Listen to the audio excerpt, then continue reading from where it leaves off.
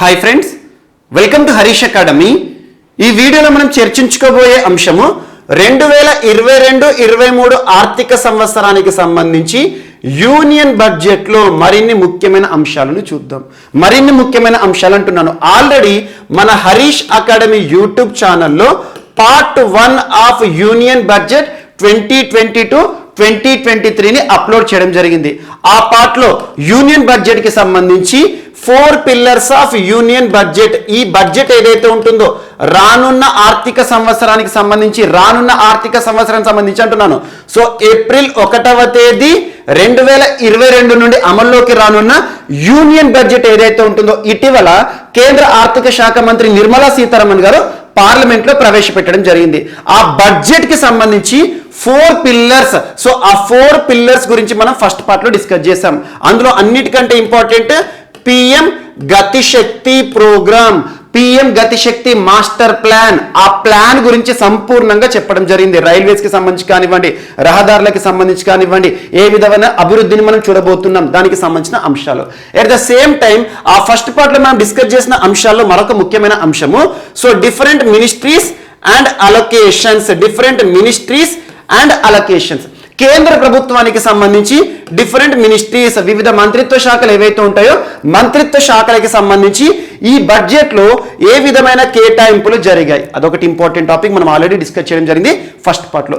And third వచ్చేసేసి కొన్ని ముఖ్యమైన ప్రభుత్వ పథకాలు ఏవైతే ఉంటాయో ప్రభుత్వ పథకాలకి సంబంధించి ఈ యూనియన్ బడ్జెట్ లో ఏ విధమైన కేటాయింపులను జరపబోతున్నారు. ఈ టాపిక్స్ అన్నిటిని కూడా మనం first part of the union budget 2022-2023కి సంబంధించి డిస్కస్ చేయడం జరిగింది. సో ఈ వీడియోలో ఈ మిగతా అంశాలు ఏవైతే ఉంటాయో యూనియన్ బడ్జెట్కి సంబంధించి మరిన్ని ముఖ్యమైన అంశాలు చూద్దాం. అందులో ఎంఎస్ఎంఈ సెక్టార్కి సంబంధించి micro small medium enterprises, micro small medium enterprises అంటే ఏంటి?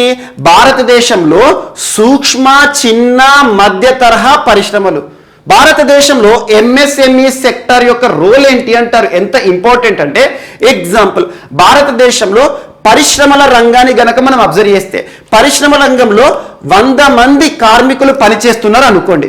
ఆ 100 మందిలో 80 మంది కార్మికులు ఎంఎస్ఎంఈ సెక్టార్లోనే పనిచేస్తున్నారు. అంటే అత్యధిక ఉపాధి అవకాశాలను కల్పిస్తున్న పరిశ్రమల రంగంలోని భాగం ఏదంటే ఎంఎస్ఎంఈ అని గుర్తుంచుకోండి. మిగతా వారు ఎవరైతే ఉంటారో 20% అంటే 100లో మిగిలిన 20 మంది large sector, so large industries లో పనిచేస్తున్నారు. అంటే సూక్ష్మ చిన్న మధ్య తరహా పరిశ్రమలు ఏవైతే ఉంటాయో అందులో భారతదేశంలో అత్యధిక ఉపాధి అవకాశాలు ఉన్నాయి. అలాంటి ఎంఎస్ఎంఈ సెక్టార్ని ఆదుకోవడానికి రానున్న బడ్జెట్కి సంబంధించి నిర్మలా సీతారామన్ గారు కేంద్ర ఆర్థిక శాఖ మంత్రి ఏ విధమైన అంశాలను ప్రకటించారో చూద్దాం. First of all Udyam, E Shram portal and NCS Aseem. ఇక్కడ 2 అబ్రివేషన్స్ లేదా యాక్రోనిమ్స్ తెలుసుకోవాల్సి ఉంటుంది.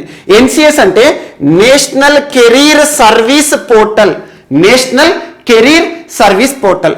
అండ్ అసీమ్ పోర్టల్ అంటే వెబ్సైట్. అసీమ్ యొక్క యాక్రోనిమ్ ఏంటంటే ఆత్మ నిర్భర్ స్కిల్డ్ ఎంప్లాయర్ మ్యాపింగ్. గుర్తుంచుకోండి, అసీమ్ ఇటీవల బడ్జెట్ లో పేర్కొనబడిన అసీమ్ పోర్టల్ ఆల్రెడీ భారతదేశంలో ఉంది, అసీమ్ పోర్టల్ ఉంది. సో అసీమ్ యొక్క యాక్రోనిమ్ ఏంటి అంటారు ఆత్మ nirbhar skilled employer mapping. So ఇదొకటి యాక్రోనిమ్ గుర్తుంచుకోండి. And national career service portal and ఈ శ్రమ్ పోర్టల్, ఇవన్నీ కూడా పోర్టల్స్, వెబ్సైట్స్ కేంద్ర ప్రభుత్వానికి సంబంధించి. ఇక్కడ ఈ శ్రమ్ పోర్టల్ని ముఖ్యంగా 2021 సంవత్సరం ఆగస్టు మాసం నుండి ఆగస్టు లాస్ట్ వీక్ లో భారత ప్రభుత్వం అమల్లోకి తీసుకొచ్చింది. ఈ శ్రమ్ పోర్టల్ యొక్క ఉద్దేశం ఏంటంటే భారతదేశంలో శ్రామికులు లేదా కార్మికులు ఎవరైతే ఉంటారో ముఖ్యంగా ఇన్ఫార్మల్ సెక్టార్ లో చాలా మంది పనిచేస్తున్నారు, అన్ఆర్గనైజ్డ్ సెక్టార్ లో చాలా మంది పనిచేస్తున్నారు.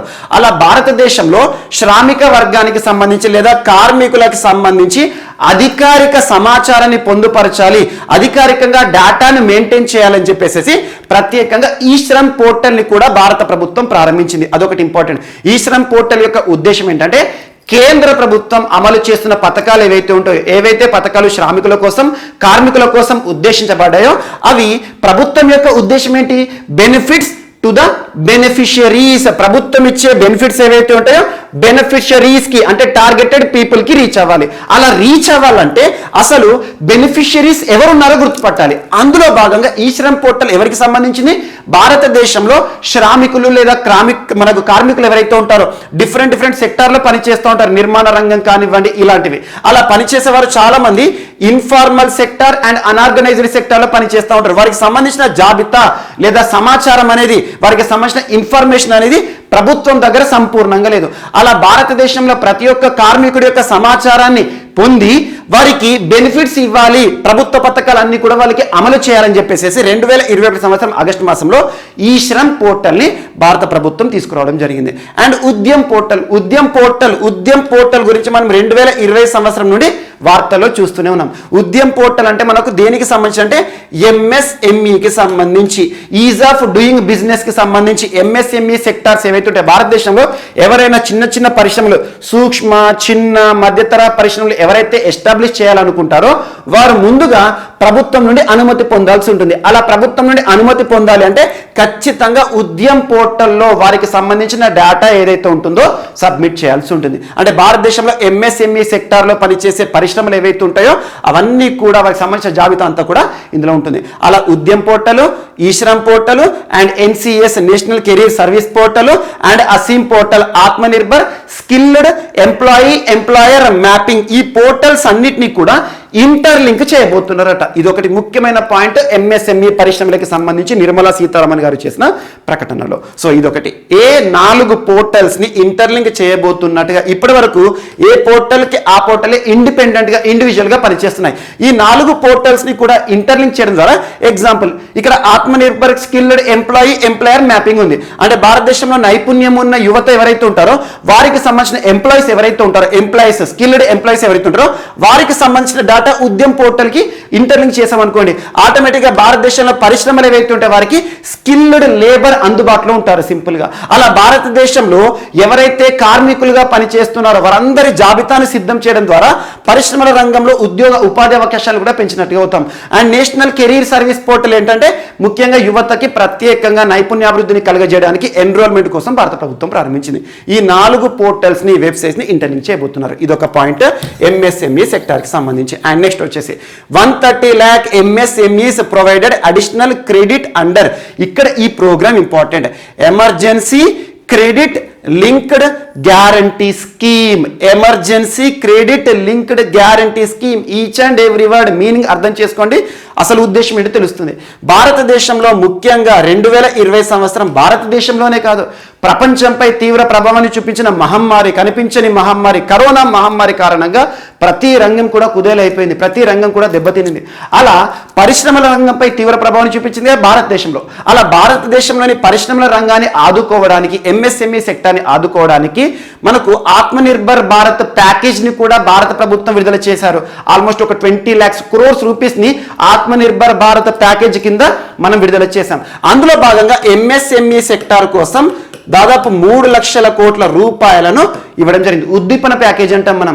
అలా దెబ్బతిన్న పరిశ్రమల రంగాన్ని ఆదుకోవడానికి భారత ప్రభుత్వం ప్రత్యేక నిధులను కూడా కేటాయించింది. సో ఇక్కడ ఈ emergency credit linked guarantee scheme అంటే కరోనా కారణంగా దెబ్బతిన్న పరిశ్రమల రంగం ఎంఎస్ఎంఈ సెక్టార్ని ఆదుకోవడానికి 130 lakh MSMEs ఏవైతే ఉంటే వాటికి ప్రత్యేకమైన రుణ సాయాన్ని, క్రెడిట్ ని కూడా ఇవ్వబోతున్నారట. భారతదేశంలో 130 lakh MSMEs అంటే సూక్ష్మ చిన్న మధ్య తరహా పరిశ్రమలకు సంబంధించి.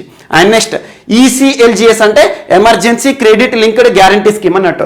ఈసీఎల్జిఎస్ to be extended up to March 2023 అంటే 2020 సంవత్సరంలో ప్రారంభమైన ఉద్దీపన ప్యాకేజ్ ఎంఎస్ఎంఈ సంబంధించి దానిని 2023 మార్చి వరకు కొనసాగిస్తారు.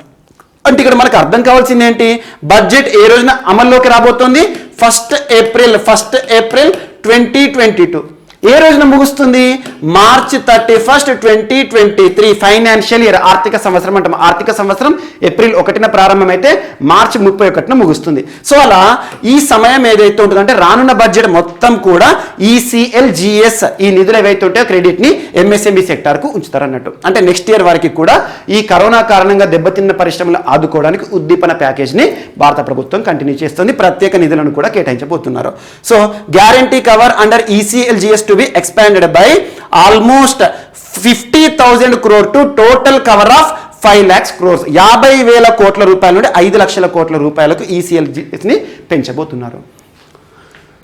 అండ్ నెక్స్ట్ వచ్చేసేసి ₹2 lakh crore additional credit for micro small enterprises to be facilitated under the credit guarantee trust for micro small enterprises. అదనంగా 2 లక్షల కోట్ల రూపాయలను ఎంఎస్ఎంఈ సెక్టార్ కోసం కేటాయించబోతున్నారు. జస్ట్ ఎంత మొత్తంలో నిధులను కేటాయించబోతున్నారు అనే పాయింట్ పైన మీరు గుర్తుంచుకోవాల్సిన అవసరం లేదు. కాకపోతే ఎన్ని పరిశ్రమలు ఆదుకోబోతున్నారు ఇది మాత్రం గుర్తుంచుకోండి. 130 lakh ఎంఎస్ఎంఈస్ అని గుర్తుంచుకోండి. అండ్ ఈసీజీఎల్ఎస్ ఏదైతే ఉంటుందో దానికి సంబంధించి అబ్రివేషన్ గుర్తుంచుకోండి సరిపోతుంది. And raising and accelerating MSME performance RAMP acronym ఏంటి? Raising and accelerating MSME performance programme, ఒక ప్రత్యేకమైన కార్యక్రమం with an outlay of 6,000 crore to be rolled out. So తీసేస్తున్నారు అన్నట్టు. So raising and accelerating MSME RAMP acronym గుర్తుంచుకోండి. So ఈ నిధులు ఏవైతే ఉంటే ప్రతి ఒక్కటి కూడా మనం గుర్తుంచుకోవాల్సిన అవసరం లేదు, కొన్ని మాత్రం గుర్తుంచుకోండి. ఈసీజీఎల్ఎస్ అంటే ఏంటి, సో దాని కింద అసలు ఎందుకు ఆదుకోవడానికి ఇస్తారు, పరిశ్రమలు ఎందుకు కారణంగా దెబ్బతిన్నాయి, ఇవి మాత్రం గుర్తుంచుకోండి. And next skill development. So నైపుణ్య అభివృద్ధి. ఏ దేశంలో అయినా నైపుణ్యమైన నైపుణ్యం ఉన్న యువత అందుబాటులో ఉంటారు, ఆ దేశం అన్ని రంగాలు కూడా అభివృద్ధి చెందుతుంది. మన భారతదేశంలో కూడా చూడండి యువత ఎక్కువగా ఉన్నారు, కానీ యువతకు నైపుణ్యం విషయంలో చాలా ప్రాంతాలు ఇప్పటికి కూడా వెనుకబడి ఉన్నారు. సో అలా యువత ఉన్నారు, కానీ నైపుణ్యమైన యువతను ఉంచుకోవడంలో మనం అంటూ కీలక పాత్ర పోషించాలి, నైపుణ్యాన్ని కలిగించాలి. నైపుణ్యం లేకపోతే అందుకోసం నిర్మలా సీతారామన్ గారు స్కిల్ డెవలప్మెంట్ పైన ప్రత్యేక శ్రద్ధ చూపించారు. రానున్న ఆర్థిక సంవత్సరంలో ప్రత్యేకంగా యువతకు నైపుణ్యాభివృద్ధిని కలిగజేయడంలో కీలక పాత్ర పోషించబోతున్నారు. అందుకోసం digital ecosystem for skilling and livelihood Desh stock ఈ పోర్టల్ పేరు గుర్తుంచుకోండి. దేశ్ స్టాక్ ఈ పోర్టల్. ఎగ్జామినేషన్ పాయింట్ ఆఫ్ లో ఈ టాపిక్ కి సంబంధించి ఈ పాయింట్ పైన ఎలా ప్రశ్న అడుగుతారంటే, ఇటీవల నిర్మలా సీతారామన్ గారు 2022-23 ఆర్థిక సంవత్సరానికి సంబంధించి ప్రవేశపెట్టిన బడ్జెట్లో దేశ్ స్టాక్ ఈ పోర్టల్ గురించి ప్రస్తావించారు. దేశ్ స్టాక్ ఈ పోర్టల్, దేశ్ యొక్క యాక్రోనిమ్ ఏంటి అంటారు, ఫుల్ ఫామ్ ఏంటి అంటే digital ecosystem for skilling and livelihood. అంటే భారతదేశంలోని యువతకు స్కిల్ నైపుణ్యాన్ని కల్పించేసి లైవ్లీహుడ్ ఉపాధి అవకాశాలు పెంచడం. సో డిజిటల్ ఎకోసిస్టమ్, డిజిటల్ విధానంలో వారికి నైపుణ్యాన్ని కలగజేయడం. ప్రతి ఒక్కరు కూడా ఫిజికల్గా నైపుణ్యాన్ని కలగజేయం కదా, ఆన్లైన్ విధానంలో కూడా డిజిటల్ విధానంలో కూడా యువతకి నైపుణ్యాన్ని కలగజేయడం అన్నట్టు. అండ్ నెక్స్ట్ సో ఈ ప్రోగ్రామ్ లాంచ్ చేయబోతున్నారు. ఉద్దేశం ఏంటి? Will be launch to empower citizens to skill and reskill up through online training. Online విధానంలో యువతకి ప్రత్యేక నైపుణ్యాన్ని కలగజేయబోతున్నారు. And next startups will be promoted to facilitate, ఇది important point, drone Shakti and drone as a service. So startups ఏవైతే ఉంటాయో భారతదేశంలో అంకుర పరిశ్రమ అంటాం, అంకుర పరిశ్రమలు కూడా అభివృద్ధి చేయబోతున్నారు. ముఖ్యంగా డ్రోన్ శక్తి, డ్రోన్ల యొక్క వినియోగం పైన మనం ఎక్కువగా ఆధారపడబోతున్నాం. అంతేందుకు కిసాన్ డ్రోన్లను. సో భారతదేశంలో రానున్న రోజుల్లో డ్రోన్ ఫీల్డ్ ఏదైతే ఉంటుందో అన్మాన్డ్ ఎయిర్ వెహికల్ ఫీల్డ్కి ఎవరైతే ఎక్కువగా ప్రోత్సాహం ఇచ్చే సంస్థలు ఉంటారో వారికి ప్రభుత్వం ఎక్కువగా ప్రోత్సహిస్తుంది. And next education. అన్నిటికంటే ఇంపార్టెంట్ ఎడ్యుకేషన్ అని చెప్పొచ్చు. విద్యకి సంబంధించి ఎందుకు ఇంపార్టెంట్ అంటున్నా అంటే, గడిచిన 2020 సంవత్సరం 2020 మార్చ్ అయిపోయింది, 2021 మార్చ్ అయిపోయింది, అండ్ 2022 మార్చుతో మనకు ఈ ఆర్థిక సంవత్సరం ఏదైతే ఉంటుందో గడిచిన ఆర్థిక సంవత్సరం 2021-22 ఆర్థిక సంవత్సరం ఎప్పుడు ముగుస్తుంది? మార్చి 31. సో ఇప్పటి వరకు కూడా చూడండి, మొన్న కూడా థర్డ్ వేవ్ ఏదైతే ఉంటుందో ఒమిక్రాన్ వేరియంట్ వల్ల లాక్డౌన్ అనేది చూస్తున్నాం. కొన్ని రాష్ట్రాలు పాక్షిక లాక్డౌన్ విధించాయి, కొన్ని వీకెండ్ లాక్డౌన్ విధించాయి, కొన్ని విద్యా సంస్థలను ఇప్పటికీ కూడా మూసివేశాయి. విద్యా వ్యవస్థ మొత్తం కూడా భ్రష్టు పట్టిందని చెప్పొచ్చు కరోనా కారణంగా. అన్నిటికంటే దెబ్బతిన్న రంగం ఏదంటే పరిశ్రమలు ఉంటాయి, పరిశ్రమలు మళ్ళీ తిరిగి గాడిలో పెట్టొచ్చు. కానీ చిన్నారులు ఎవరైతే ఉంటారో, విద్యకు దూరమైన చిన్నారులు ఎవరైతే ఉంటారో వారికి విద్యను కల్పించడం అనేది, ఏ సమయంలో విద్యను కల్పించాలో ఆ సమయంలోనే విద్యనివ్వాలి. కానీ విద్య అనేది అంతరం ఏర్పడింది. చాలా వరకు కూడా నైపుణ్యం ఉన్న విద్య అనేది విద్యార్థులకు అందని పరిస్థితిని ఈ కరోనా చేసిందని చెప్పుకోవచ్చు. అలాంటి పరిస్థితులను దృష్టిలో ఉంచుకొని మనం ఆన్లైన్ ఎడ్యుకేషన్ ఏదైతే ఉంటుందో రకరకాల online education programmes different state governments కూడా అందుబాటులోకి తీసుకొచ్చాయి. అలా ఎగ్జాంపుల్ కేరళ రాష్ట్రానికి సంబంధించి కైట్ విక్టర్స్ ఫస్ట్ బెల్ అని చెప్పేసి, మధ్యప్రదేశ్ రాష్ట్ర ప్రభుత్వం హమారా ఘర్ హమారా విద్యాలయ, తెలంగాణ రాష్ట్ర ప్రభుత్వం T SAT channel, Vidya Nipuna channel ద్వారా ఆన్లైన్ ఎడ్యుకేషన్ ప్రొవైడ్ చేస్తున్నాయి. దాంతోపాటు కేంద్ర ప్రభుత్వము ఇప్పటి వరకు 1 class 1 TV channel programme of PM E Vidya. భారతదేశంలో పిఎం ఈ విద్య అనేది ఆన్లైన్ ఎడ్యుకేషన్ ఎంకరేజ్ చేయడానికి నడుస్తుంది. అలాంటి పిఎం ఈ విద్య ఛానల్స్ ఏవైతే ఉంటాయో దాదాపు 200 టీవీ ఛానల్స్కి పెంచబోతున్నారు.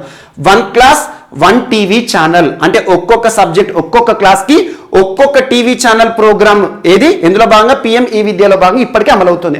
అలాంటివి 200 టీవీ ఛానల్స్కి పెంచబోతున్నారు. పిఎం ఈ విద్య ప్రోగ్రామ్ని 200 ఛానల్స్కి పెంచబోతున్నారు. And next virtual labs and skilling labs to be set up to promote critical thinking of and skills simulated learning environment. ముఖ్యంగా ఆన్లైన్ విధానంలో వర్చువల్ ల్యాబ్స్ అంటే ఆన్లైన్ ల్యాబ్స్ అన్నట్టు ఆన్లైన్ విధానంలో కూడా ప్రయోగశాలకి సంబంధించి ప్రాక్టికల్ సంబంధించి అవగాహనను పిల్లల్లో కల్పించడానికి ప్రత్యేకంగా దృష్టి కేంద్రీకరించబోతున్నారు. ఇవన్నీ కూడా అంచనాలు. And next high quality e content will be developed for delivery through digital teachers. Digital teachers అంటే ఆన్లైన్లో చెప్పే టీచర్స్ని డిజిటల్ టీచర్స్ అంటారు. సో అలా వారు ఎవరైతే ఉంటారో వారికి సంబంధించి హై క్వాలిటీ ఈ కాంటెంట్ అంటే మనకు ఆన్లైన్లో ప్రొవైడ్ చేసే సబ్జెక్ట్స్ ఏవైతే ఉంటాయో అవన్నీ కూడా ఈ కాంటెంట్ అంటాం. సో అలా ఈ కాంటెంట్ మంచి నైపుణ్యం ఉన్న మంచి క్వాలిటీ ఈ కాంటెంట్ని డెవలప్ చేస్తూనే డిజిటల్ టీచర్స్ని కూడా ప్రత్యేకంగా నైపుణ్యాన్ని ఇచ్చేసేసి వారి ద్వారా టీచర్స్ ద్వారా ఎవరైతే ఉంటారో టీచర్స్ ఎవరుతున్నారో వారి ద్వారా విద్యను అందించబోతున్నారు. అండ్ నెక్స్ట్ డిజిటల్ యూనివర్సిటీ, ఇది ఇంపార్టెంట్. వరల్డ్ క్లాస్ డిజిటల్ యూనివర్సిటీని సెటప్ చేయబోతున్నారు. ఎక్స్క్లూజివ్గా digital related online education deal చేయడానికి ఈ యూనివర్సిటీ పనిచేయబోతుంది. World class digital university for world class quality universal education with personalised learning experience to be established. ఇది ఒకటి important. And next so education సంబంధించి ఏదైతే ఉంటుందో ఇక్కడ స్లైడ్ రూపంలో మీకు చెప్పడం జరిగింది. So digital university with universal education, launch of Desh stock portal. Desh యొక్క యాక్రోనిమ్ ఇందాకే మనం చూసాం. Digital ecosystem for skilling and livelihood and at the same time high quality e content through digital teachers. And 1 class 1 TV PM e Vidya ఛానల్స్ని 200కి పెంచబోతున్నారు. And startups to facilitate drone Shakti as drone as a service and 750 virtual labs in science and mathematics. virtual labs అనే పదం ఎక్కడున్నా కూడా online విధానంలో labs అన్నట్టు. And next 75 skilling ఈ labs for simulated learning environment. So ఎడ్యుకేషన్కి ప్రత్యేక ప్రాధాన్యత, ముఖ్యంగా ఆన్లైన్ ఎడ్యుకేషన్కి ప్రోత్సాహం ఇవ్వబోతున్నారని గుర్తుంచుకోండి. And next an open platform హెల్త్కి సంబంధించి.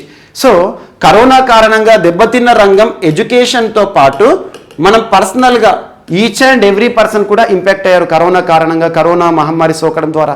అలాంటి హెల్త్ పరిస్థితిలో మనకు ముఖ్యంగా ఫస్ట్ వేవ్ కోవిడ్-19 ఏదైతే ఉంటుందో 2020 సంవత్సరం మార్చి నుండి మనం పీక్లోకి వచ్చాం. ముఖ్యంగా జనతా కర్ఫ్యూ మార్చ్ 22 తర్వాత, మార్చ్ 24 తర్వాత నుండి భారతదేశంలో దేశవ్యాప్త లాక్డౌన్ నిబంధన అమలుకి వచ్చింది. దేశంలో మొట్టమొదటిసారి మార్చి 2020లో.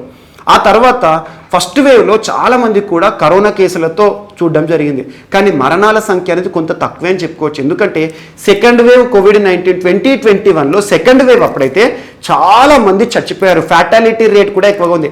ఫ్యాటాలిటీ రేట్ అనే ఒక కాన్సెప్ట్ నేర్చుకొని మీకు తరచూ చెప్తున్నాను. Mortality rate is different, fatality rate is different. Mortality fatality మధ్య డిఫరెన్స్ ఏంటి అంటారు. ఎగ్జాంపుల్, మోర్టాలిటీ రేట్ అంటే ఏంటంటే ప్రస్తుతం ఎగ్జాంపుల్ ఒక సమాజం ఒక సొసైటీలో 100 మంది ఉన్నారనుకోండి, 100 మంది వ్యక్తులు ఉన్నారనుకోండి. ఆ 100 మంది వ్యక్తుల్లో ఏదైనా అంటు చిక్కని వ్యాధి వచ్చి కొంతమందికి వ్యాధి సోకుతుంది. 100 మందిలో కొంతమందికి వ్యాధి సోకితే ఆ వ్యాధి సోకిన వారు ఎవరైతే ఉంటారో అందులో కొంతమంది చచ్చిపోతారు. అంటే టోటల్ పాపులేషన్ కన్సిడర్ చేసేసి అందులో ఎంతమంది అయితే మరణిస్తారో వ్యాధి సోకిన వారు, వ్యాధి సోకని వారు మొత్తాన్ని కన్సిడర్ చేసేసుకొని మరణాల రేటును లెక్కించడాన్ని మోర్టాలిటీ రేట్ అంటాం. మనం ఇన్ఫాంట్ మోర్టాలిటీ రేట్ కానివ్వండి, మెటర్నల్ మోర్టాలిటీ రేట్ కానివ్వండి, సొసైటీ మొత్తం అందరినీ కూడా కన్సిడర్ చేస్తాం. అండ్ నెక్స్ట్ ఫ్యాటాలిటీ రేట్ అంటే ఏం కన్సిడర్ చేస్తారంటే కేవలం వ్యాధి బారిన పడ్డవారు ఎవరైతే ఉంటారో వారిని కన్సిడర్ చేసి వ్యాధి బారిన పడ్డవాళ్ళు ఎంతమంది మరణిస్తున్నారు చెప్పేది fatality rate. Second wave COVID-19 కారణంగా ఫ్యాటాలిటీ రేట్ అనేది ఎక్కువగా నమోదైంది. ఇది ఒకటి ఇంపార్టెంట్. చాలామంది చచ్చిపోయారు. అండ్ కొంతమంది మానసికంగా కూడా చాలా మానసికంగా ఇప్పటికీ కూడా ఇబ్బందులు ఎదుర్కొంటున్నారు. కరోనా కారణంగా కరోనా వస్తే ఏమవుతుందని చెప్పేసి టెన్షన్కి కూడా చాలామంది చచ్చిపోతున్నారు. ఇలాంటి పరిస్థితులను దృష్టిలో ఉంచుకొని ఆన్లైన్ లేదా టెలిమెడిసిన్స్కి కూడా ఇంపార్టెన్స్ ఇస్తున్నారు కేంద్ర ప్రభుత్వం. And open platform for national digital health ecosystem to be rolled out. National tele mental health programme, ఇది important. National tele mental health programme భారతదేశంలో మెంటల్గా మానసికంగా మనకు దృఢత్వాన్ని, మానసికంగా ధైర్యాన్ని ఇవ్వడానికి ఒక ప్రత్యేకమైన కార్యక్రమాన్ని లాంచ్ చేయబోతున్నారు. ఇది ఒకటి important for quality mental health counselling. Example ఎవరైనా ఉన్నారనుకోండి, ఒంటరిగా ఉండేవారు కానివ్వండి, ఒక ఇంట్లో ఎవరైతే ఉంటారో సున్నిత మనస్కులు ఉన్నారనుకోండి, కరోనా కేసు అనేది వాళ్ళ ఇంట్లో నమోదవుతే ఏమవుతుందని టెన్షన్స్కి గురవుతారు. ఇలాంటి పరిస్థితుల్లో వారు టెన్షన్ బారిన ఉన్నప్పుడు వారికి ఈ ప్రోగ్రామ్ ద్వారా ఏం చేస్తారంటే వారికి మానసిక ధైర్యాన్ని, వారికి కావలసిన ధైర్యాన్ని కానివ్వండి ఏం కాదని చెప్పేసి కౌన్సిలింగ్ ఇస్తారు అన్నట్టు. అలాంటి ఒక programme national tele mental health programme counselling. So counselling సంబంధించి కేర్ సర్వీసెస్ సంబంధించి ప్రారంభించబోతున్నారు. A network of 23 tele mental health centres. So tele mental health centres ఏవైతే ఉంటాయో దాదాపు 23 కేంద్రాల నెట్వర్క్ని ఏర్పాటు చేయబోతున్నారు. ఇక్కడ ఒక సెంటర్ పేరు గుర్తుంచుకోండి, నిమ్హాన్స్ అంటే national institute of mental health and neuro sciences Bengaluru కేంద్రంగా పనిచేస్తుంది. వారి ఆధ్వర్యంలో ఈ మెంటల్ హెల్త్ ప్రోగ్రామ్ ఏదైతే ఉంటుందో దాన్ని అమలు తీసుకురాబోతున్నారు. ఇలాంటి ప్రోగ్రామ్స్ కొన్ని రాష్ట్ర ప్రభుత్వాలు కూడా ఇటీవల అమలు చేస్తున్నాయి. కర్ణాటక లాంటి రాష్ట్ర ప్రభుత్వం బ్రెయిన్ హెల్త్ ఇనిషియేటివ్, దేశంలోనే మొట్టమొదటిసారి brain health initiative programme NIMHANS and NITI Aayog ఆధ్వర్యంలో అమలుకు తీసుకొచ్చారు. అలాంటి వాటిని ఇక్కడ లింక్ చేసుకోండి. బడ్జెట్లో పేర్కొనబడినప్పటికీ కూడా కొన్ని మిస్లెనియస్ అంశాలు ఏవైతే ఉంటే రాష్ట్ర ప్రభుత్వాలు ఆల్రెడీ అమలు చేస్తున్నవి వాటిని లింక్ చేస్తూ చూడండి. And next international institute of information technology Bengaluru providing technology support. ఏం లేదు, ఈ నేషనల్ టెలి మెంటల్ హెల్త్ ప్రోగ్రామ్కి నిమ్హాన్స్ యొక్క యాక్రోనిమ్ ఏంటి, national institute of mental health and neuro sciences. And ఇంకొక అంతర్జాతీయ సంస్థ IIITB. సో IIITB అంటే ఇంటర్నేషనల్ ఇన్స్టిట్యూట్ ఆఫ్ ఇన్ఫర్మేషన్. మనకు IIIT అంటాం కదా, సో IIIT యొక్క ఫుల్ ఫామ్ ఏంటంటే international institute of information technology. అంటే బెంగళూరులో పనిచేస్తున్న ఒక IIIT వారి ఆధ్వర్యంలో ఈ రెండు సంస్థలు కూడా బెంగళూరు. వీరు ఈ ప్రోగ్రామ్ని ముఖ్యంగా డిజిటల్ సపోర్ట్ ఇవ్వబోతున్నారు, టెక్నాలజీ సపోర్ట్ ఇవ్వబోతున్నారు.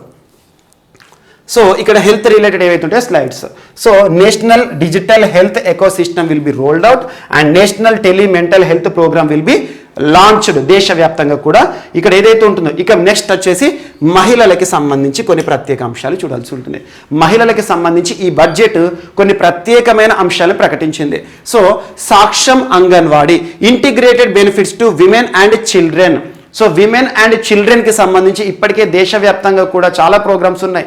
సెల్ఫ్ హెల్ప్ గ్రూప్స్ ఉద్దేశమే కానివ్వండి, డ్వాక్రా కానివ్వండి, అంగన్వాడీలు కానివ్వండి, ఇలాంటి వాటికి సంబంధించి. So integrated benefits to women and children. Integrated అంటే ఈ రెండు రంగాలకు అన్నట్టు, చిల్డ్రన్కి విమెన్కి ప్రత్యేకమైన ఒక ప్రోగ్రామ్స్ని ప్రారంభించబోతున్నారు. అదేంటంటే mission Shakti, mission Vatsalya and Saksham Anganwadi Poshan 2.0. ఈ ప్రోగ్రామ్స్ గురించి ప్రత్యేకంగా ఈ బడ్జెట్ ప్రస్తావించింది. ఇవన్నీ కూడా విమెన్ అండ్ చిల్డ్రన్కి సంబంధించి, సింపుల్ చెప్పాలంటే అంగన్వాడీలకు సంబంధించి గుర్తుంచుకోండి. And 2 lakh anganwadis to be upgraded to సాక్ష్యం అంగన్వాడీస్. అంగన్వాడీ కేంద్రాలను సాక్ష్యం అంగన్వాడీస్గా అప్గ్రేడ్, వాటిని ప్రత్యేకంగా డెవలప్ చేయబోతున్నారు. టెక్నాలజీ సపోర్ట్ కానివ్వండి, అక్కడ ఉండే సౌకర్యాలు కానివ్వండి, దేశంలో ఎన్ని అంగన్వాడీస్ని సాక్ష్యం అంగన్వాడీస్గా తీర్చిదిద్దుతాం, అధునాతనమైన అంగన్వాడీస్గా తీర్చిదిద్దాం అని చెప్పేసి బడ్జెట్ ప్రకటించారంటే 2 lakh అంగన్వాడీస్. ఇలాంటి పాయింట్స్ పైన ప్రశ్నలు అడుగుతారు.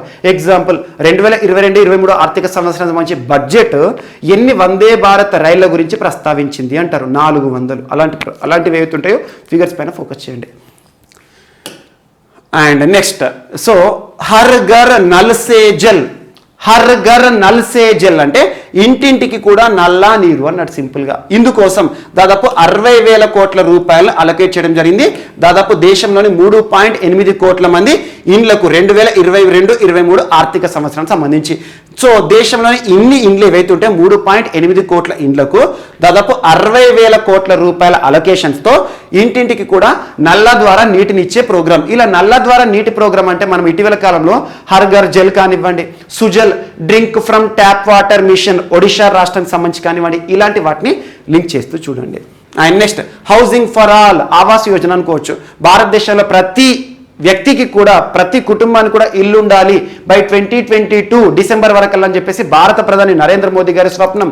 అందులో భాగంగా దాదాపు 48,000 కోట్ల రూపాయలను కంప్లీషన్ ఆఫ్ 80 lakh హౌసెస్ ఈ 2022-23 ఆర్థిక సంవత్సరం సంబంధించి పిఎం ఆవాస్ అంటే నివాసం, ఇంటికి సంబంధించి ఎంత మొత్తంలో నిధులను కేటాయించారంటే 48,000 కోట్లు. ఇక్కడేమో 60,000 కోట్ల ద్వారా సో తాగునీటిని అందించాలి, హర్ ఘర్ నల్ సే జల్ నల్లా నీటిని అందించాలి.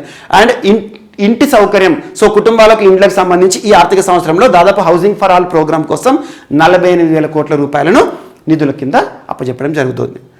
సో ఫ్రెండ్స్ 2022-23 ఆర్థిక సంవత్సరానికి సంబంధించిన బడ్జెట్లో భాగంగా ఇందులో భారతదేశానికి సంబంధించి కొన్ని ప్రాంతాల అభివృద్ధి కోసం ప్రత్యేక అంశాలను పేర్కొనడం జరిగింది.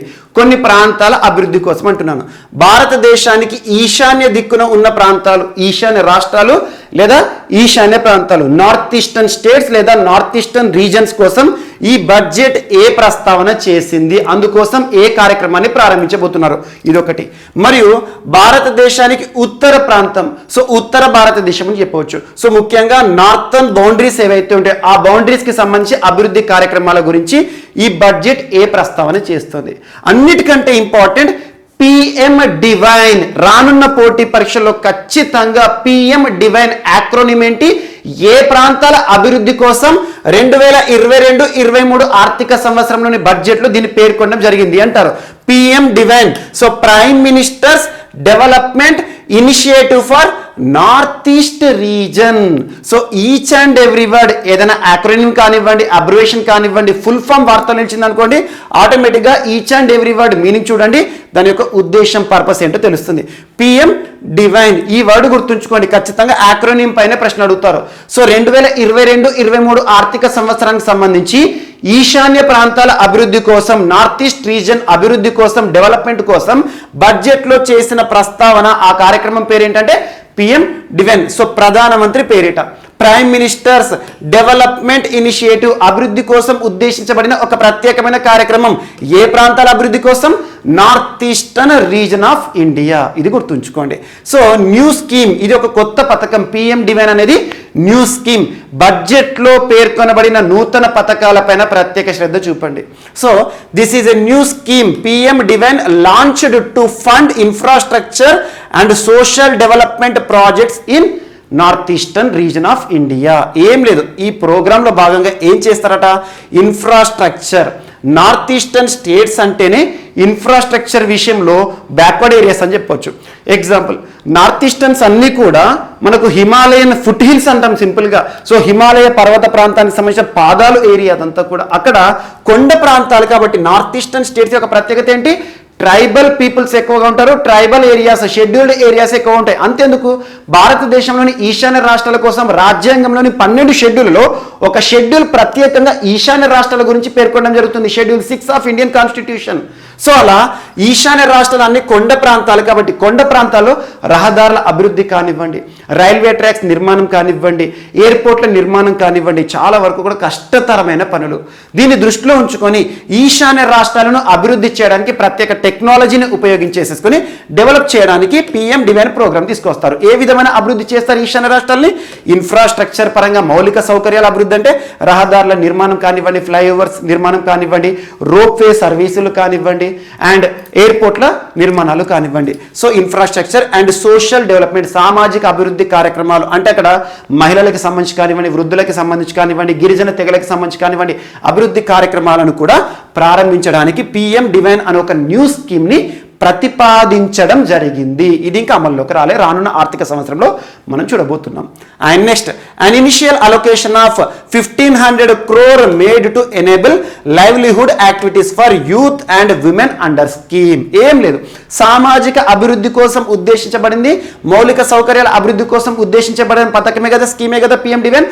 అందులో భాగంగా సామాజిక అంశాల్లో భాగంగా యూత్ అండ్ విమెన్, భారతదేశంలో ముఖ్యంగా ఈశాన్య ప్రాంతాల్లో నివసించే యువత మరియు ఈశాన్య ప్రాంతాల్లో నివసించే విమెన్ ఎవరైతే ఉంటారో వారి కోసం, వారి అభివృద్ధి కార్యక్రమాల కోసం ప్రత్యేకంగా 1500 కోట్ల రూపాయలు ఈ ప్రోగ్రాంలో భాగంగా ఇనిషియల్గా అలొకేట్ చేస్తారంట. ఇక ఇన్ఫ్రాస్ట్రక్చర్ డెవలప్మెంట్ కోసం ప్రత్యేక నిధులను అలొకేట్ చేయబోతున్నారు, అదొకటి important. So PM's development initiative for north eastern region, PM DevINE in spirit of PM Gatishakti. ఎప్పుడైనా గుర్తుంచుకోండి, ఇన్ఫ్రాస్ట్రక్చర్ అనే పదం కనిపించింది అంటే పిఎం గతిశక్తి మాస్టర్ ప్లాన్ లో భాగంగా. So funding infrastructure and developmental, social developmental projects, initial allocation 1500 crores for women and youth. And next objectives, enable livelihood activities for youth and women and filling gaps in various sectors. different sectors లో ఏవైతే ఏర్పడిన gaps ఉన్నాయో, వ్యత్యాసాలు ఉన్నాయో వాటన్నిటిని కూడా పూరించడం జరుగుతుంది. And next so vibrant villages programme ఇది ఒక ప్రత్యేక కార్యక్రమం. ప్రోగ్రామ్ అంటే కార్యక్రమం, స్కీమ్ అంటే పథకం. So vibrant villages programme for development of border villages with sparse population limited connectivity and infrastructure on the northern border. Northern border అంటే ముఖ్యంగా మనకు చైనాతో సరిహద్దు ప్రాంతం అనుకోండి. సో నార్థన్ భారతదేశానికి ఉత్తర దిక్కున ఉన్న బార్డర్ ఏరియాస్ ఏవైతే ఉంటాయో, మనకు చైనా కానివ్వండి, నేపాల్ కానివ్వండి, ఈవెన్ జమ్మూ కాశ్మీర్తో మనకు సంబంధం ఉన్న బార్డర్ పంచుకుంటున్న పాకిస్తానే కావండి, అలా బార్డర్ సరిహద్దు ప్రాంతాలు ఏవైతే ఉంటాయో స్ట్రాటజిక్ లొకేషన్స్, ఆ ప్రాంతాల్లో గ్రామీణ ప్రాంతాలు చాలా ఉంటాయి, చిన్న చిన్న గ్రామీణ ప్రాంతాలు. ఆ గ్రామీణ ప్రాంతాలను అభివృద్ధి చేయబోతున్నారు. దానికి సంబంధించి vibrant villages programme examination point of view ఎలా అడుగుతారంటే 2022-23 ఆర్థిక సంవత్సరానికి సంబంధించిన బడ్జెట్లో భాగంగా వైబ్రెంట్ విలేజెస్ ప్రోగ్రామ్ని ప్రస్తావించడం జరిగింది. ఏ ప్రాంత అభివృద్ధి కోసం అంటే భారతదేశంలో ఉత్తర ప్రాంతాన నార్థన్ సైడ్లో ఉన్న బార్డరింగ్ ఏరియాస్ ఏవైతే ఉంటాయో, సరిహద్దు ప్రాంతాలకు ఆనుకొని ఉన్న గ్రామీణ ప్రాంతాలు, భారతీయ గ్రామీణ ప్రాంతాలు ఏవైతే ఉంటాయో వాటిని అభివృద్ధి కోసం ఉద్దేశించబడిన, వాటిని అభివృద్ధి చేయడానికి ప్రత్యేకమైన కార్యక్రమం. అందులో భాగంగా ప్రత్యేక నిధులను కూడా అలొకేట్ చేయబోతున్నారు.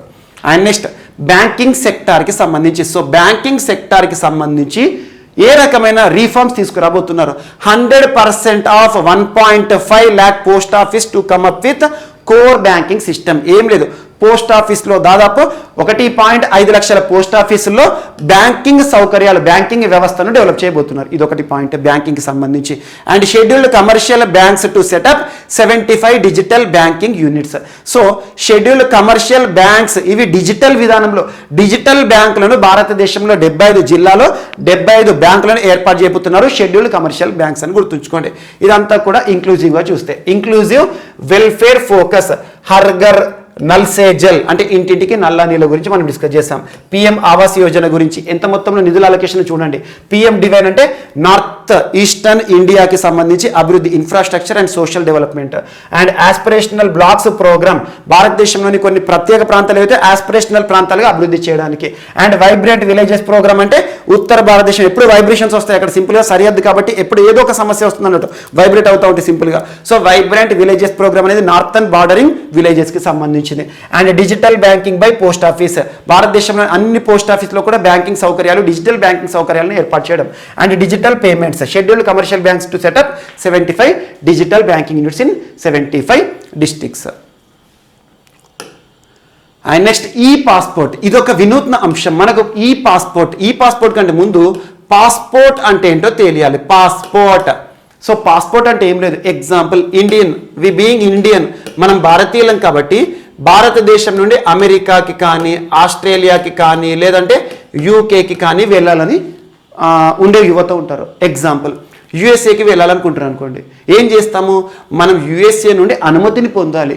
సో మా దేశానికి రావచ్చు అని చెప్పేసి మన భారతీయుడికి వారు అనుమతి ఇవ్వడాన్ని మనకి ఏదైతే ఉంటుందో దాన్ని వీసా అంటాం, వీసా. సో మన భారతదేశం నుండి మనం దేశం దాటి వేరే దేశానికి వెళ్ళాలంటే పాస్పోర్ట్ అనేది కావాలి. పాస్పోర్ట్ అంటే మనం ఇండియన్ అని చెప్పేసి భారత ప్రభుత్వం మనల్ని ధృవీకరించే ఒక పత్రం అనుకోండి. సో పాస్పోర్ట్ లేనిదే మనం భారతదేశం నుండి వేరే దేశానికి వెళ్ళలేం. వేరే దేశంలో అడుగు పెట్టాలంటే ఆ దేశం మనకు ఆఫర్ చేసే వీసా కూడా important. Passport is different and visa is different. Visa అంటే ఏ దేశానికి అయితే వెళ్ళాలనుకుంటున్నా వారు మనకి ఇచ్చే అనుమతి. భారతదేశం నుండి వెళ్ళడానికి మనకు భారత ప్రభుత్వం ఇచ్చే ఒక అనుమతి పాస్పోర్ట్ అనుకోండి సింపుల్గా. సో అలా పాస్పోర్ట్స్ అనేవి ఏదంటే చిన్న చిన్న పుస్తక రూపంలో ఉంటాయి. పాస్పోర్ట్ అనేది చాలా వరకు కూడా సెక్యూరిటీ ఇష్యూస్లో ఇంపార్టెంట్. సో మన పాస్పోర్ట్ సంబంధించిన సమాచారం కానివ్వండి అవన్నీ కూడా చాలా భద్రంగా ఉంటాయి. అలాంటి పాస్పోర్ట్లో చిప్ వ్యవస్థను తీసుకొస్తారట. మనకి ఇక మీద రానున్న రోజుల్లో, రానున్న ఆర్థిక సంవత్సరంలో పాస్పోర్ట్లో చిప్ ఉంటుందట. ఆ చిప్లో మన యొక్క సంపూర్ణ సమాచారం అంతా కూడా పొందుపరచబడి ఉంటుంది. అలాంటి చిప్స్ టెక్నాలజీ పరంగా ఏ విధంగా భద్రపరచడం జరుగుతుందో చూడాల్సి ఉంటుంది. సో ఈ పాస్పోర్ట్ని తీసుకురాబోతున్నట్టు భారతదేశంలో. ఈ passports with embedded chip and futuristic technology to be introduced.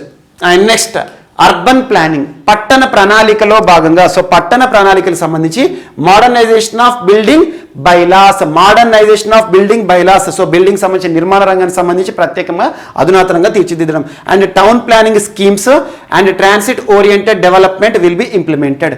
Battery swapping policy, ఇది చాలా ఇంపార్టెంట్.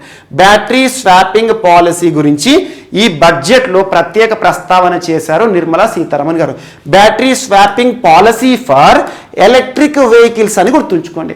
విద్యుత్ వాహనాలు, విద్యుత్ వాహనాలకు ప్రత్యేకమైన ప్రోత్సాహకాలు కొన్ని రాష్ట్ర ప్రభుత్వాలు ఇస్తున్నాయి, కేంద్ర ప్రభుత్వం కూడా ఇస్తుంది. ఇప్పటికే భారత ప్రభుత్వం ఫేమ్ గైడ్ లైన్స్ని రూపకల్పన చేసింది. FAME 1.0, FAME 2.0, faster adoption and manufacturing of electric and hybrid vehicles అంటే ఈ వెహికల్స్ అన్నట్టు. సో అలా బ్యాటరీ స్వాపింగ్ అనే అర్థం చూడాలి. ఫస్ట్ ఆఫ్ ఆల్ ఎగ్జాంపుల్ మనం యూజ్ చేసే కన్వెన్షనల్ వెహికల్స్ ఉంటాయి కదా, పెట్రోల్ డీజిల్ ఆధారంగా నడిచే వాహనాలు ఏవైతే ఉంటాయో అందులో బ్యాటరీస్ ఉంటాయి.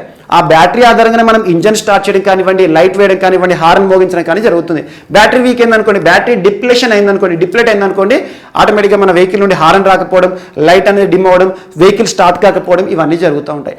అలాంటిది మన వెహికల్స్లో బ్యాటరీ అనేది డిప్లేట్ అయిందనుకోండి, ఆ వెహికల్లోని బ్యాటరీని తీసేసేసి అక్కడ కన్సర్న్డ్ షాప్స్ ఏవైతే ఉంటాయో వారికి ఇచ్చామనుకోండి, సో పాత బ్యాటరీని వాళ్ళకి ఇస్తే కొత్త బ్యాటరీ కొనుగోలు పైన ధరని తగ్గించడం జరుగుతుంది. ఇలాంటిది మనకు కన్వెన్షనల్ బ్యాటరీ స్టేషన్లో జరుగుతుంది. సో అలాంటి సేమ్ ప్రొసీజర్, బ్యాటరీ స్వాపింగ్ ప్రొసీజర్ని, ప్రత్యేక విధానాన్ని ఎలక్ట్రిక్ వెహికల్స్కి కూడా అందుబాటులోకి తీసుకొస్తామని చెప్పేసి నిర్మలా సీతారామన్ గారు ప్రకటించారు. అంటే ఎలక్ట్రిక్ వెహికల్స్లో ఉపయోగపడేదే బ్యాటరీ, అందులో పెట్రోల్ డీజిల్ ఫ్యూయల్ ఉండదు కదా, ఆటోమేటిక్గా ఈ ఛార్జింగ్ ఆధారంగా నడిచే బ్యాటరీ వెహికల్స్ ఏవైతుంటాయి, ఎలక్ట్రిక్ వెహికల్స్ ఏవైతుంటాయో లిథియం అయాన్ బ్యాటరీస్. సో ఈ బ్యాటరీ గనక ఎలక్ట్రిక్ వాహనాల్లో ఉపయోగించే బ్యాటరీ గనక డిప్లేట్ అయిందనుకోండి, ఇప్పటి వరకు మనం డైరెక్ట్గా కొత్తది కొనుక్కోవాలి, పాతది పారేయాల్సిందే, అంతే. బ్యాటరీ యూజర్ బ్యాటరీస్ పారేయాల్సిందే. సో ఇప్పుడు ఏం చేయబోతున్నారు, ఎలక్ట్రిక్ వెహికల్ వినియోగదారులకు కూడా ఊరట చెప్పే ఒక విషయం, ఇది ఊరట కలిగించే విషయం. సో ఎలక్ట్రిక్ వెహికల్ వినియోగదారులు ఎవరైతే ఉంటారో బ్యాటరీ గనక సామర్థ్యం తగ్గిందనుకోండి, కెపాసిటీ తగ్గిందనుకోండి, డిప్లేట్ అయిందనుకోండి, ఆ బ్యాటరీని కన్సర్న్డ్ షాప్లో ఇచ్చేసేసి కొత్త బ్యాటరీని మనం రీప్లేస్ చేసుకోవచ్చు ఎంతో కొంత చెల్లించేసి. అలాంటిది బ్యాటరీ స్వాపింగ్ పాలసీని కూడా ప్రకటించడం జరిగింది. అండ్ ఈ బడ్జెట్లో ఇలాంటి ఇన్నోవేషన్ చాలా చెప్పారు. డిజిటల్ రూపీని కూడా భారతదేశంలో అందుబాటులోకి తీసుకొస్తారట. డిజిటల్ రూపీ అనేది ఇండియాకి సంబంధించి ప్రత్యేకమైన cryptocurrency, blockchain technology ఆధారంగా పనిచేసే డిజిటల్ రూపీని కూడా తీసుకురాబోతున్నారంట.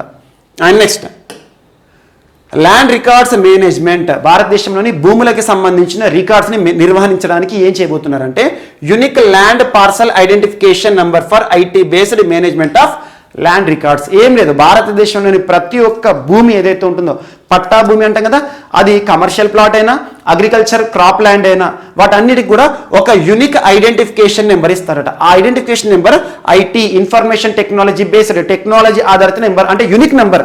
మనకి ఇప్పుడు ఆధార్ కార్డ్ నెంబర్ ఉంది కదా, సేమ్ ఆధార్ కార్డ్ నెంబర్ ఏదైతే మనకు ఉంటుందో అలాగే భారతదేశంలోని భూములన్నిటికీ కూడా, ఎగ్జాంపుల్ నా ఆధ్వర్యంలో నా పేరిట కొంత భూమి ఉంది అనుకోండి, ఆ భూమికి ఒక యూనిక్ నెంబర్ని ఇస్తారన్నట్టు, అంటే భూములకు ఇచ్చే ఆధార్ నెంబర్ అనుకోవచ్చు. అలాంటి టెక్నాలజీని భారతదేశంలో తీసుకురాబోతున్నారు.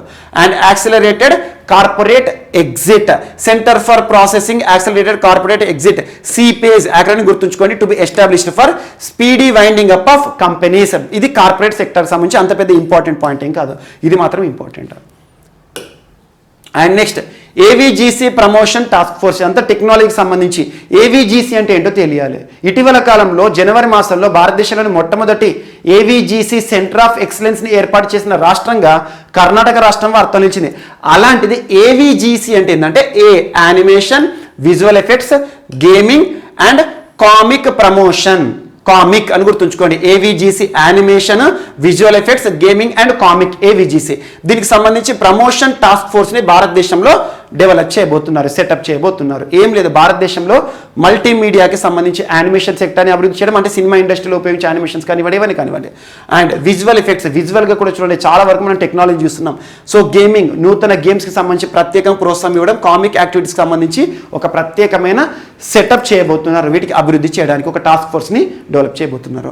అండ్ నెక్స్ట్ టెలికామ్ సెక్టర్లో రీఫార్మ్ ఏం తీసుకురాబోతున్నారంటే scheme for design led manufacturing to be launch to build strong ecosystem for 5G as part of production linked incentive scheme. అంటే ఏం లేదు, భారతదేశంలో రానున్న ఆర్థిక సంవత్సరంలో 5G టెక్నాలజీని కూడా తీసుకురాబోతున్నారు. ఇప్పుడు మనం ప్రస్తుతం చూసేది 4th జనరేషన్. నెక్స్ట్ రానున్న రోజుల్లో 5G అంటే హై స్పీడ్ ఇంటర్నెట్ సర్వీసులను మనం చూడబోతున్నాం, టెలికామ్ ఇంటర్నెట్ సర్వీసులను గుర్తుంచుకోండి.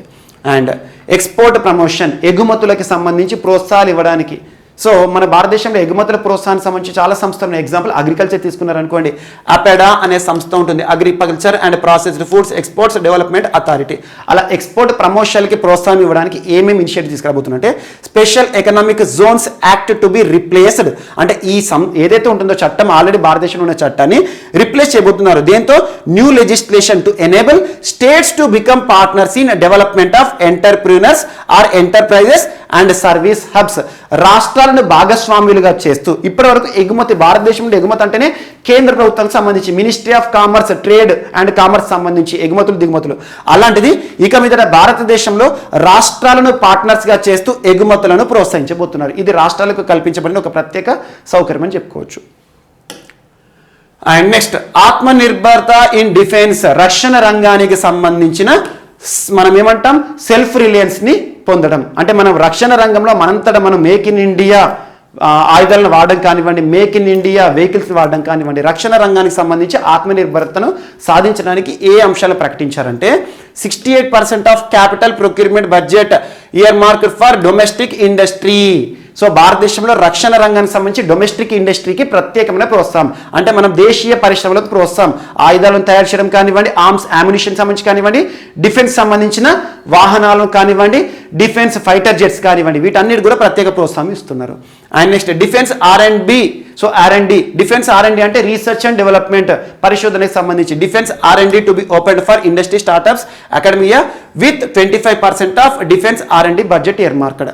ఏం లేదు, భారతదేశంలో రక్షణ రంగాన్ని మేక్ ఇన్ ఇండియాగా తీర్చిదిద్దడం, రక్షణ రంగంలో ప్రతి ఒక్కటి కూడా మన స్వదేశీ పరిజ్ఞానంతో ఇండిజినియస్ టెక్నాలజీతో డెవలప్ చేయడం. And independent nodal umbrella body to be set up for meeting testing certification requirements. అంటే ఏం లేదు, భారతదేశంలో డొమెస్టిక్ ఇండస్ట్రీస్ని ఏర్పాటు చేయాలి, వాటికి సంబంధించి సర్టిఫికేషన్ అన్ని కూడా మన గైడ్ లైన్స్ ఆధారంగా కంప్లీట్ చేయాల్సి ఉంటుంది. అండ్ సన్ రైజ్ ఆపర్చునిటీస్, అంటే ఇప్పుడు మనం చూడబోతున్న కొత్త కొత్త ఆపర్చునిటీస్ ఏంటి, అవకాశాలు ఏంటి, బడ్జెట్లో చెప్పేది ఏంటంటే government contribution to be provided for R&D sunrise opportunities like artificial intelligence, కృత్రిమ మేధ. ప్రస్తుతం ప్రపంచాన్ని నడిపిస్తుంది ఆర్టిఫిషియల్ ఇంటెలిజెన్స్, కృత్రిమ మేధ.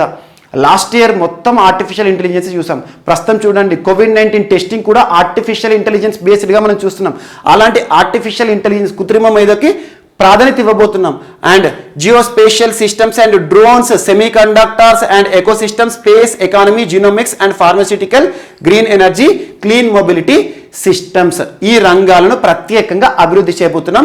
వీటన్నిటి కూడా ఆపర్చునిటీస్ ఇవ్వబోతున్నాం, ప్రత్యేక ఆపర్చునిటీస్. ఈ రంగాలకు సంబంధించి ప్రత్యేకమైన అభివృద్ధికి భారత ప్రభుత్వం ప్రోత్సాహకాలు ఇవ్వబోతుంది. ఆర్టిఫిషియల్ ఇంటెలిజెన్సే కావచ్చు, ఫార్మా సెక్టరే కావచ్చు, జీనోమిక్సే కావచ్చు, స్పేస్ ఎకానమీకే కావచ్చు, క్లీన్ మొబిలిటీ సిస్టమ్ అంటే మనకు రెన్యూవబుల్ ఎనర్జీ కానివ్వండి, లేదా ఎలక్ట్రిక్ వెహికల్స్ కానివ్వండి, ఇలాంటి వాటికి. And energy transition and climate action, additional allocation of 19,500 crore for production linked incentive scheme for manufacture of high efficiency solar modules. So భారతదేశంలో సౌర శక్తికి ఇంపార్టెన్స్ ఇవ్వాలి.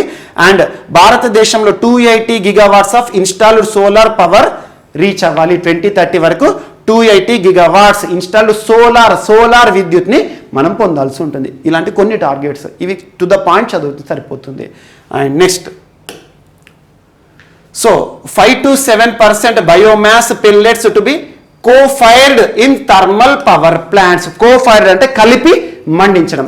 థర్మల్ ప్లాంట్స్ అంటేనే థర్మల్, బొగ్గు ఆధారిత power plants.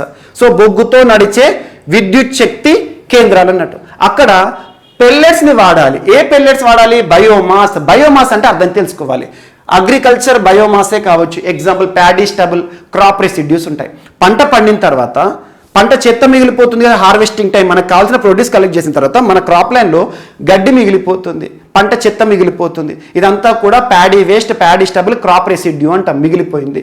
So Punjab, Haryana, Uttar Pradesh, Rajasthan ఈ రాష్ట్రాల్లో ఏం చేస్తారంటే రైతులు పంట చెత్త, క్రాప్ రెసిడ్యూ మొత్తాన్ని కూడా మండించేస్తారు పొలంలో. దాని ద్వారా ఈ దహన ప్రక్రియ ద్వారా కాలుష్యం అనే పెనుభూతం పుడుతుంది. అలా ఢిల్లీ సమస్యలు ఎదుర్కోవడంలో, ఢిల్లీ కాలుష్య కూరల్లో చిక్కుకోవడానికి ఈ తప్పిదం కూడా ఒకటి చుట్టుపక్కల చేస్తున్న రాష్ట్రాలు. అలాంటిది ఈ అగ్రికల్చర్ వేస్ట్ ఏదైతే ఉంటుందో, బయోమాస్ ఏదైతే ఉంటుందో, మనకి సంబంధించి బయోమాస్ జీవ పదార్థాల వ్యర్థాలు ఏవైతే ఉంటాయో వాటిని ఆధారంగా చేసుకొని విద్యుత్ని తయారు చేయడం కానివ్వండి.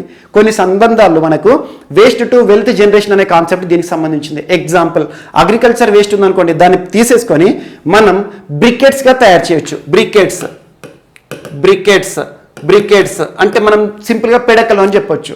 ఎగ్జాంపుల్ ఏం చేస్తారు, మనకు సాడస్ట్ ఉంటుంది, చెక్క పరిశ్రమ. ఎగ్జాంపుల్ మనకు సామిల్స్ ఉంటాయి కదా, సామిల్స్లో ఆ చెక్క ఏవైతే ఉంటాయో, ఆ వుడ్ ఏదైతే కట్ చేసిన తర్వాత పౌడర్ అనేది జనరేట్ అవుతుంది, ఆ వేస్ట్ పౌడర్. ఆ పౌడర్ అంతా కూడా పేరుకుపోతుంది. ఆ పౌడర్ని సేకరించేసేసి వాటిని బ్రికెట్గా మార్చవచ్చు, ప్రెషరైజ్డ్ బ్రికెట్స్గా మార్చవచ్చు. సో ఆటోమేటిక్గా అదంతా వేస్ట్ గాల్లో కలిస్తే దుమ్ముగా మారుతుంది. దాన్ని ప్రెషరైజ్డ్ ఎక్విప్మెంట్స్ ఆధారంగా బ్రికెట్స్గా మార్చామనుకోండి, వీటిని ఫార్మా ఇండస్ట్రీలో కానివ్వండి, ఫుడ్ ఇండస్ట్రీలో కానీ వాడవచ్చు. లేదంటే పెల్లెట్స్గా తయారు చేయొచ్చు. ఈ పెల్లెట్స్ని థర్మల్ ఇండస్ట్రీలో, థర్మల్ పవర్స్లో యాడ్ చేయడం ద్వారా ఈ థర్మల్ ఎమిషన్స్ అనేవి తగ్గిపోతాయి. ఆటోమేటిక్గా వేస్ట్ నుండి వెల్త్ జనరేట్ చేస్తాము, థర్మల్ పైన డిపెండెన్స్ తగ్గిపోతుంది, ఎమిషన్స్ అనేవి తగ్గిపోతాయి. అది ultimate impact. CO2 savings of 38 MMT so annually. And extra income to farmers and job opportunities local. Example, farmers ఏం చేస్తారు, అక్కడ మిగిలిపోయిన పంట చెత్త ఉందనుకోండి, ఇప్పటివరకు కాల్చి పారేసేవారు. సో దీనికి డిమాండ్ అనేది క్రియేట్ చేస్తే, అగ్రికల్చర్ వేస్ట్కి డిమాండ్ క్రియేట్ చేసామనుకోండి, ఏమవుతుంది, ఫార్మర్స్ దగ్గరకు వచ్చేసి ఇండస్ట్రీస్ ఎవరైతే ఈ బ్రికెట్స్ తయారు చేసేవారు, పెల్లెట్స్ తయారు చేసేవారు, వాటిని రా మెటీరియల్ యూజ్ చేస్తారు కాబట్టి వీళ్ళు కొనుగోలు చేస్తారు. కొనుగోలు చేస్తే అగ్రికల్చర్ పైన డిపెండ్ అయిన ఫార్మర్కి ఎక్స్ట్రా ఇన్కమ్ అనేది జనరేట్ అవుతుంది. భారతదేశంలో ఫార్మర్కి ఎక్స్ట్రా ఇన్కమ్ ఇచ్చే ఎలాంటి చర్యనైనా కూడా మనం ఎంకరేజ్ చేయాలి. సో ఇక్కడ ఒక వేస్ట్ని అమ్ముకొని కూడా ఫార్మర్స్కి ప్రత్యేకంగా ఆర్థికంగా బెనిఫిట్ అవుతారు. And help avoid stubble burning in agriculture field. ఈ స్టబుల్ బర్నింగ్ అనేది అగ్రికల్చర్ ఫీల్డ్లో మ్యాక్సిమం ఎరాడికేట్ చేసిన వారం అవుతాం. And 4 pilot projects to be set up for coal gasification and conversion of coal into chemicals. Coal gasification to methanol అని చెప్పేసి చాలాసార్లు మనం రెగ్యులర్ న్యూస్లో చూస్తాం దానికి సంబంధించి. And financial support to farmers belonging to scheduled caste and scheduled tribe those who want to take up అగ్రోఫారెస్ట్రీలో ఉండాలనుకున్న SC STలకు ప్రత్యేకంగా financial support కూడా ఇస్తామని చెప్పేసి ఈ బడ్జెట్లో ప్రకటించడం జరిగింది.